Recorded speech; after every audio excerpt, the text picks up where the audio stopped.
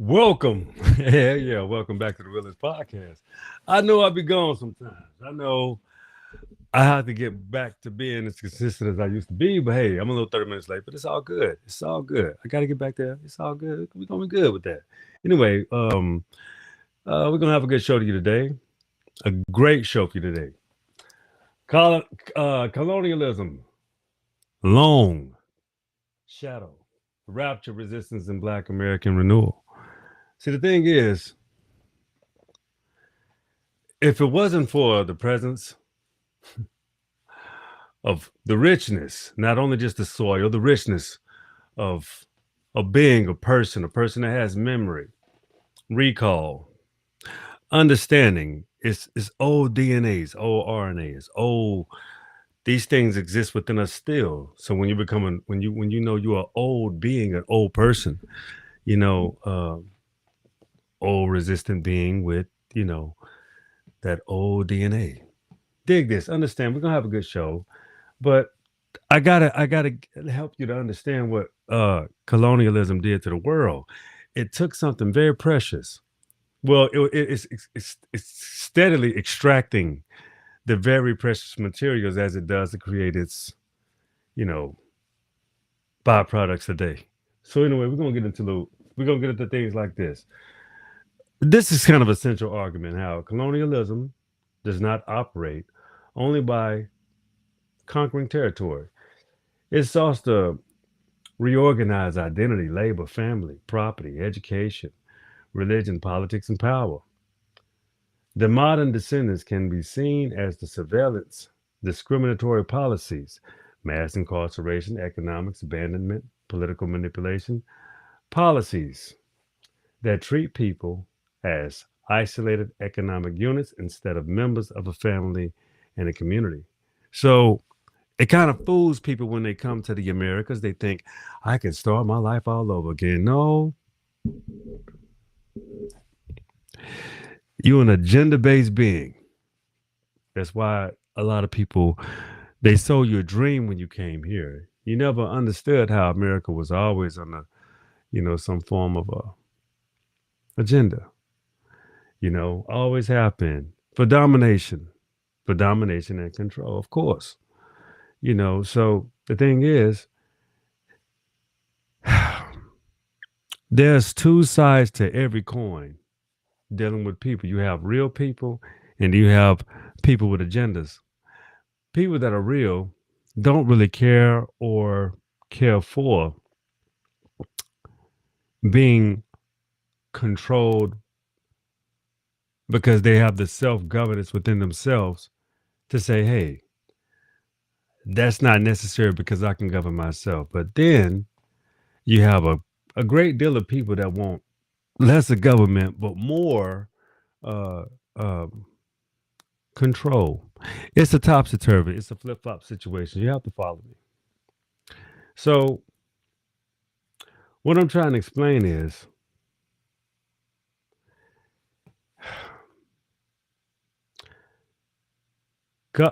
colonization was not simply to take the land. It was an invasion of relationships. Simply that point. There was an orchestration that was running the world in order to understand one thing is it's the break, it's the shape, it's the mold, it's to make. But understand this, it's taught by people who value possessions over connections. See, possessions is what you gather, but it's what you want to possess first and foremost. So competition over community, identity, advancement over collective survival. Any attempt to separate a black man and from a black woman and the child from the parent, the worker from the product of his labor, and the people from their historical memory is a complete catastrophic act that was taken upon us, but humanity as well. As I told you, there was so much bad shit happening to black folks. Even the lighter skin, can I pass? Can I pass for being something else other than what I know was happening to me? Oh yeah, that's kind of how the game was going. So Alarosa was happening in Latin America was also happening in America. why some blacks ran the hell up out of being called any form of black. So they did run away from it. Why not? Why wouldn't you run away from being something that it ain't benefiting you to be right now? Man, they made movies about it. They made plenty of movies about it. But it started early. It started in the 1930s. I gotta look up that movie. I'm gonna let y'all know what it is in a minute. It's you know, black girl, looked white, couldn't stand her mama, hated her mama. Just oof. The sight of her mama. She wanted the mama's the mama was a housekeeper. She wanted the housekeeper to be her, her mother. But anyway, we'll get back to some things. But see, the thing is, but rupture is not the same as destruction. We survive all forms of slavery, segregation, surveillance, economic abandonment, political betrayal, mass incarceration. I mean, we still produce families, institutions, inventions, music, business, spiritual traditions, movements for a democratic approach. But tonight, we do not discuss black people merely as a victim. No, we don't do the victimhood. I hear a lot of people, when you hear what was taken from us, there's a lot of victimhood associated as if we're not victims. We're what you call refugees in our own land. But whoever said someone stopped fighting for who they are, fighting for what they are, fighting for their existence. Whoever said nobody would ever stop doing that once you learn and understand who and what you are, you start expressing it. It becomes more confident because it's more verifiable.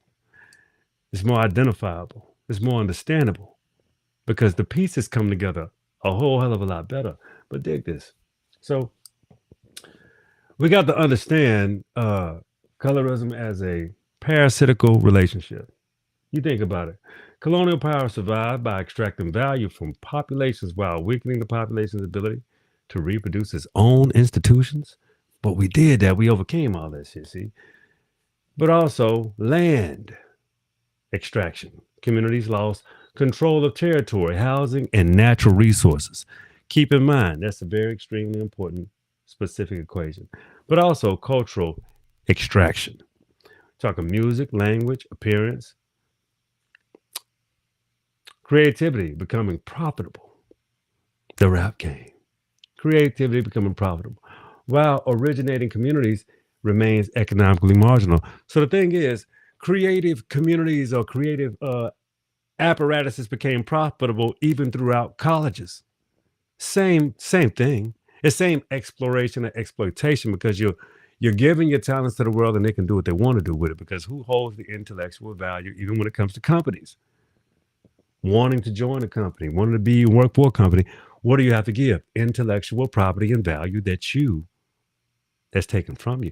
But they pay your wage, so don't get too caught up on that. I mean, that's sort of that exchange, right? Think about it.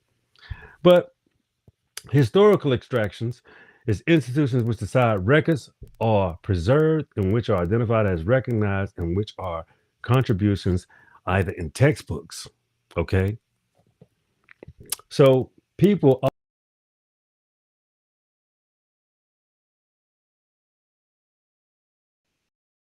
from misunderstanding them. When you misunderstand a Mississippian culture, when you misunderstand a true democracy, when you misunderstand, when you are a foreigner that comes to a place and say you invented something that you did not invent, that's a problem for people that are, they don't know nothing else. But they only want you to, but we see the memory is, what was your word? What was your word? What did you say? What did the word say on the paper? You couldn't even get them right, America. But let's go. Let's keep talking. Let's keep exchanging. See, the thing is, emotional extractions. That's another one. People are repeatedly forced to explain their humanity to systems that benefit from misunderstanding them. That's what we're talking about. So let's discuss. Can colorism or colonialism continue without formal colonies? Is a community truly free when outsiders owns the housing, businesses, media representation, and political agendas? Think about this now. This is the modern world that we live in today. What happens when an individual success is celebrated while the surrounding community continues to deteriorate? When things go away, when you got this star that gets passed off to this corporation, let's call it a Whitney Houston equation, right? This star gets passed off to a corporation, makes billions of dollars, but ends up in debt. Think about it. See, the target is not healthy individuals, the personality, discipline, in an excellent manner. The problem is automation, automizing and automating everything, isolating people until they become easier to govern, to sell, to imprison, and to replace. All they have to do is entertain your ass. So when you gather up enough information to say, well, everybody loves Michael Jackson, let's run that on the reel. Everybody loves Whitney Houston. Let's create another story. Everybody loves Star Trek. Everybody loves Star Wars. Everybody loves Marvel. Everybody loves DC. And guess what we're going to do? We're going to create these stories over and over and over again because that's when the humanity will start to understand who's going to catch on. Who it's like a recruitment. The same thing that they're teaching you within these shows, or when you watch a lot of Marvel like I do. You see, I got the books and shit. I mean, I'll show y'all another day, but I got plenty of Marvel books, encyclopedias. I'm gonna show you in a little bit. It'll be if depends on how long the show go, but just let's keep moving. I don't want to get off track. So, segment two: the rupture of the black family. Rupture. Check it out. Do not reduce the history of black families and the disruption to personal behavior. Let's talk about forcing family separations under slavery. Talk about that. Let's talk about racial violence and displacements, employment discrimination, housing segregation and redlining, redistricting as well, unequal schools, military deaths and injuries. I know especially about that one simply because I was in the military and I remember stories about girls getting taken advantage of and being in certain situations that they were even forced to say it was my doing. Now you got to. We ain't gonna get into all of that, but there were a lot of situations where a woman went in the military and came out unchanged. She came very changed, very very changed, very changed. Um, so you also got to think about drug criminalization, long prison sentences. You know what I'm saying? Welfare rules that sometimes created marriage penalties. Those marriage penalties meaning if both people are not working at home, you can receive subsidies. If the man just got through fighting in the war, he couldn't go and say, "Hey, the VA, let me go fill out this paperwork and get this housing loan and get all of this." That didn't happen for Black Americans back in the day. It did for whites, and it did for Ellis Islander whites. It did for but broke nothing white. They could just apply and get a home loan. They was filling America up with Europeans, yeah, specifically over the and they was calling it and they ran the game of calling all of the indigenous black people Africans. So that wasn't until the 80s. You know what I'm saying? They knew who we were before. That's why they feared so much. We came up with systems that would defend both of us. Segregation was a really good system to defend both of us in all actuality, but integration was fought for because uh, it was not a winning equation at all. Let's just say that much. So, um, denying industrial denial of industrialization, and the disparaging employment, communities, surveillance, and political repression. So we couldn't represent our homes, we couldn't represent our neighborhoods, we couldn't represent our local communities. We every time we had any advantage, it was allowed to exist for about 20 years until it was taken apart, meaning annihilated, not even just decimated. And then they say, "Oh, okay. Well, that where does that wealth go?" So there was no FEMA to rebuild to say, "Hey, let's give them something let's make up for that." They fought in court until they was 100 plus years old, and that was Tulsa, Oklahoma, 1929. When they fought in court, still fighting in court right now, in 108 years old, still fighting in court for something that happened to you in your own land. That's that's America though, but this it's despicable.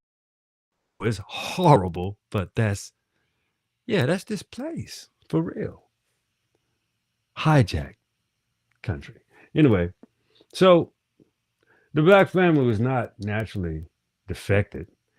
It was repeatedly replaced under abnormal pressure that blamed that was blamed for displaying the injured products by the pressure. So they say, "Oh, well, they've been through so much, so they don't know nothing. These people don't know who they are. They're just some displaced Africans." Like what? Man, come on, this is crazy. So let's go into how this actually happened. Check it out. COINTEL COINTELPRO began in like 1956. It expanded to target several domestic political movements. The FBI records show that black political organizations were among the groups subject to surveillance and disruption.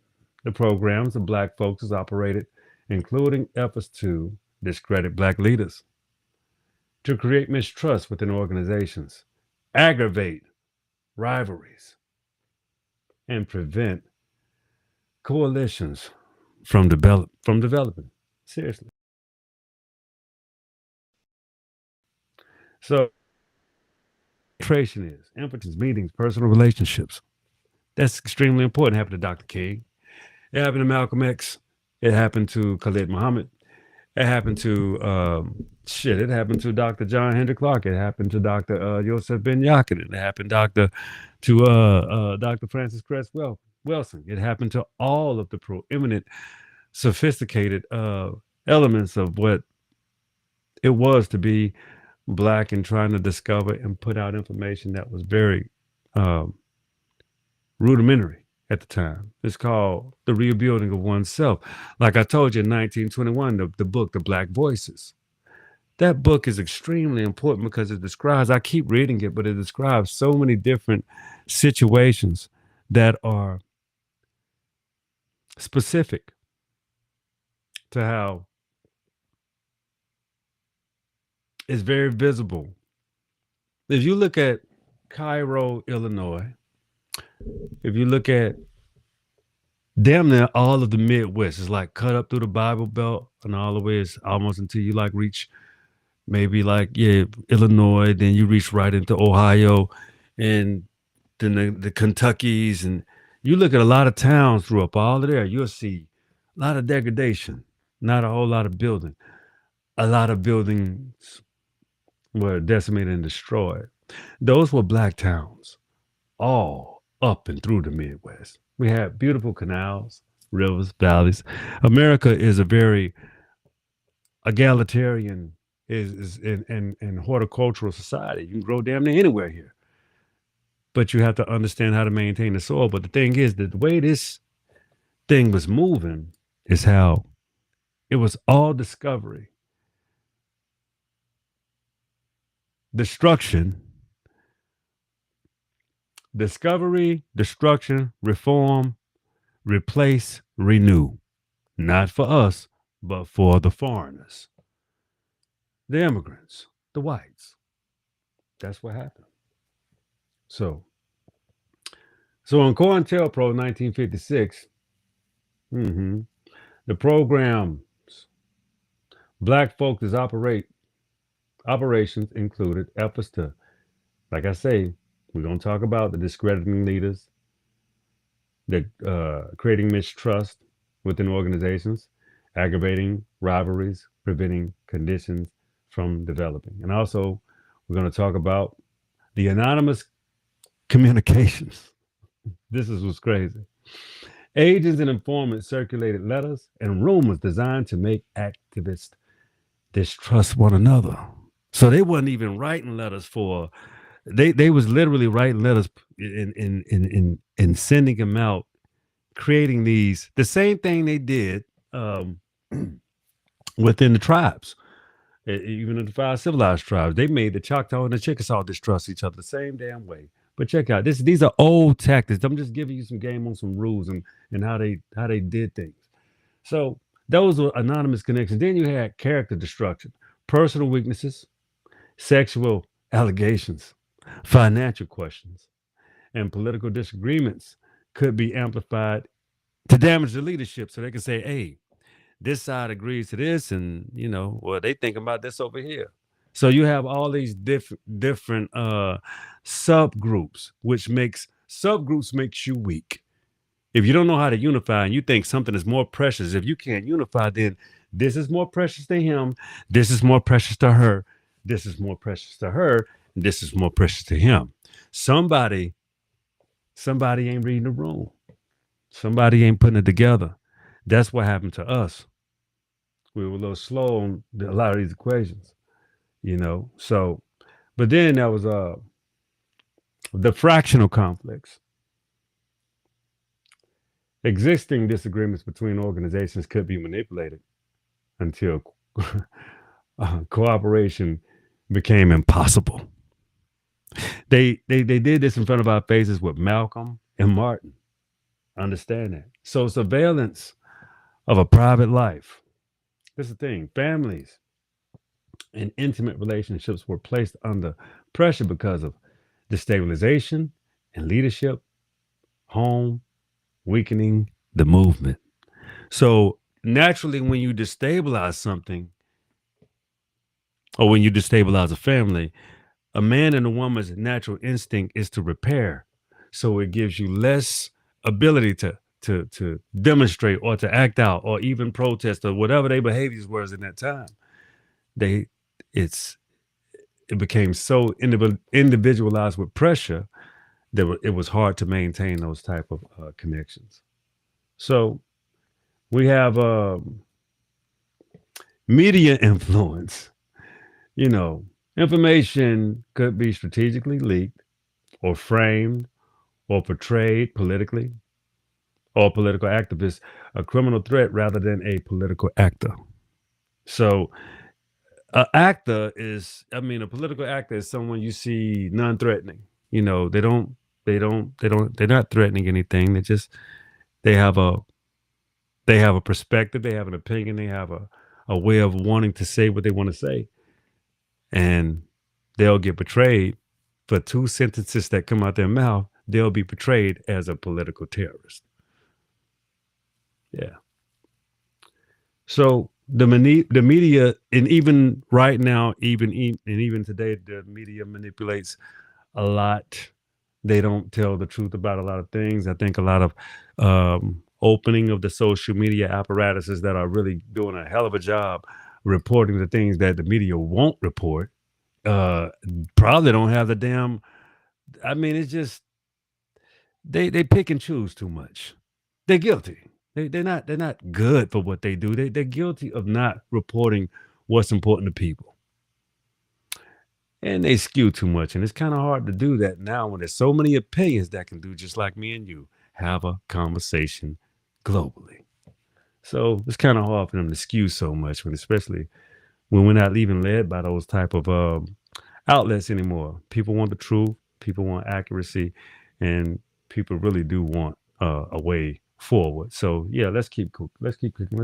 So we got through main media influence. Let's talk about legal and administrative pressures, arrest, investigations, audits, repeated policing contact, could drain organizations of time, money, and credibility.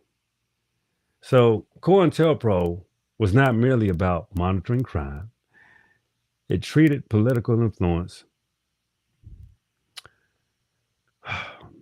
coalitions building, and independent black leadership as a potential threat. Everything was potential threat when it came to black people even being around each other, having a conversation with each other, and even halfway rejoicing in each other. That was a problem too.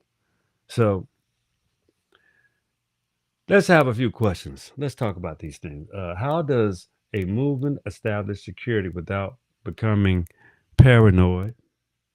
How do leaders maintain transparency while protecting sensitive information? And what structures prevent one charismatic personality from becoming the entire organization? Meaning pushing other people out. So one person becomes the star and they can isolate him, elevate him. Guess what everybody else does? Gets jealous. How can disagreements be resolved without automatically labeling someone an agent? Because that shit happens all the time, especially right here on YouTube or any other apparatus these days. So, from surveillance to the drug war state.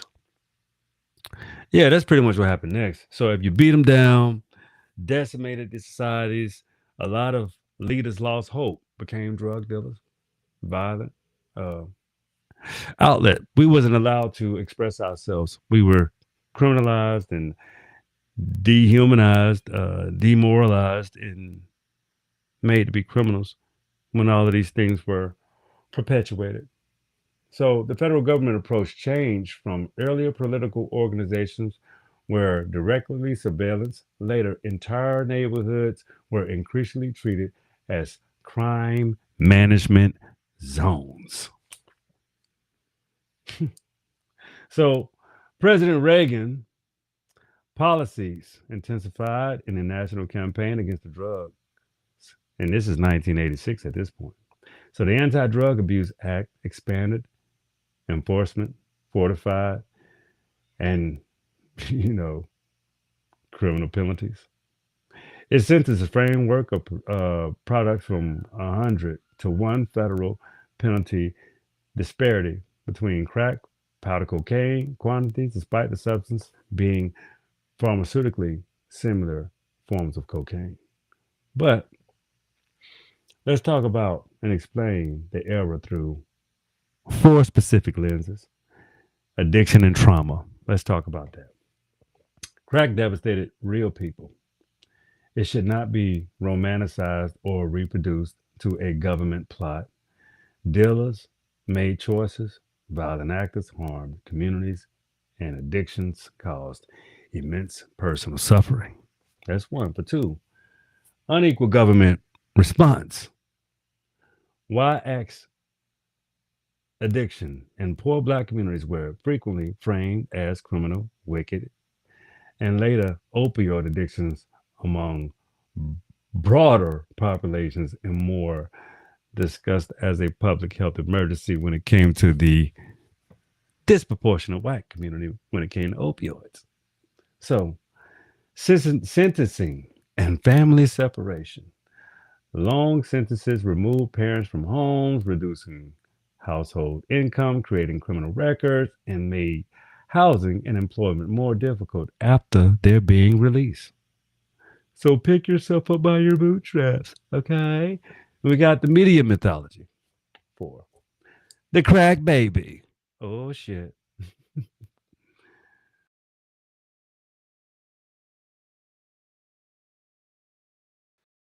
Super predator. Hillary Clinton, the super predator. Become powerful political images. The narrative allowed fear to replace serious analysis and treatment of employment and neighborhood investments. So you see why you got so many poverty-stricken neighborhoods running around here. They distance, opposed that we were, or black people in general were diseased, and that we were not deserving of anything of fair treatment, of fair acknowledgement of a good life, of anything. So the thing is, You have to understand what Reagan did.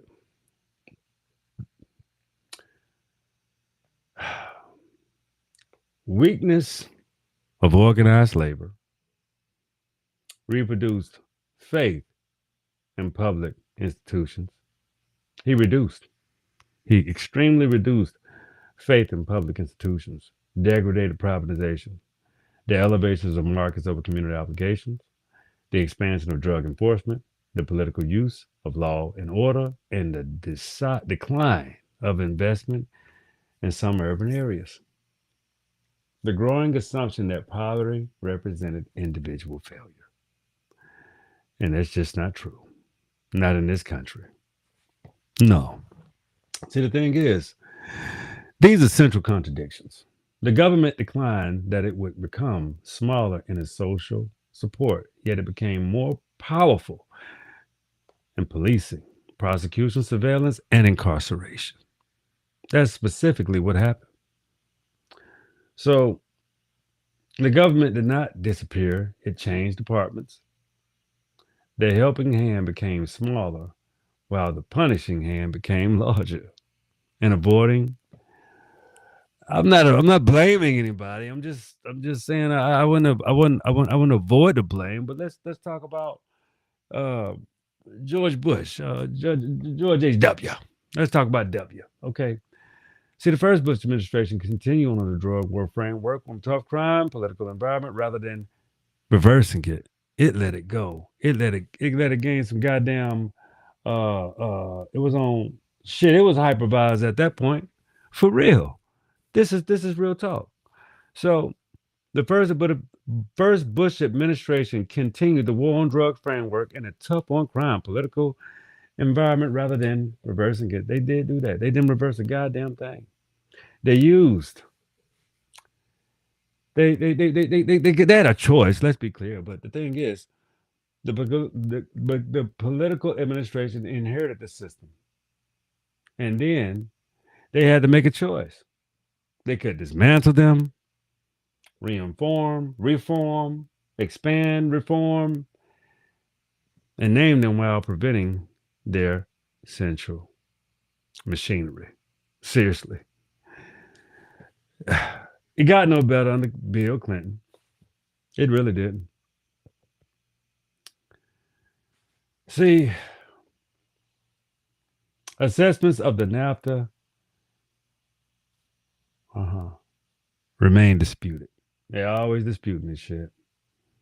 The economic policy of an institution attributed to the substantial net loss of American jobs, mhm, and the agreement that the booking of the argument of NAFTA relating displacement representation of cooperatively small portions of the total layoffs. Yeah, remember that? NAFTA was deinstitutionalized of the companies gaining greater ability to reconstruct the supply chain and relocate products.